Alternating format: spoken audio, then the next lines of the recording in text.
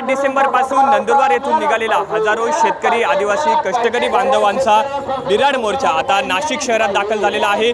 जवळपास 250 किलोमीटरचं अंतर जे आहे ते या हजारो आदिवासी कष्टकरी बांधवांनी पार केलेला आहे आणि आता हा मोर्चा नाशिक शहरातील ईदगाह या मैदानावर जाणार आहेत।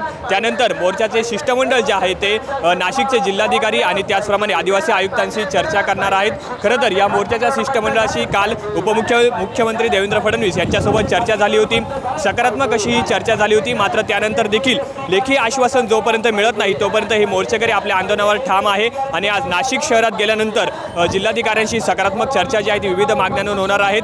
खरं तर 2007च्या कायद्यानुसार आदिवासी बांधवांना वनहक्क जमिनीचा सातबारा मिळावा आणि यासह इतर विविध ज्या प्रमुख मागण्या आहेत त्यासाठी हा आदिवासी बांधवांचा मोर्चा जो आहे तो नाशिककडे निघाला। आपण दृश्यांमध्ये बघतोय की हजारो कष्टकरी शेतकरी आदिवासी महिला ज्या आहेत या मोर्चामध्ये सहभागी झालेले आहेत। सत्यशोधक शेतकरी कष्टकरी संघटनेच्या वतीने हा जो मोर्चा आहे जो काढण्यात आलेला आहे आणि हा मोर्चा आता नाशिक शहरात दाखल होईल। त्यानंतर प्रशासनाकडून या मोर्चाची खरं तर दखल घेण्यात आलेली आहे। जिल्हाधिकारी कार्यालयात सोबत शिष्टमंडळाची चर्चा होईल आणि त्यानंतर सकारात्मक अशी चर्चा या माध्यमातून केली जाणार असल्याचा प्रयत्न जो आहे तो प्रशासनाकडून केला जातोय। जर मोर्चा सकारात्मक पार पडली तर हा मोर्चा पुन्हा एकदा नंदुरबारकडे आपल्या घराच्या दिशेने रवाना होणार आहे। चैतन्य गायकवाड, TV9 मराठी, नाशिक।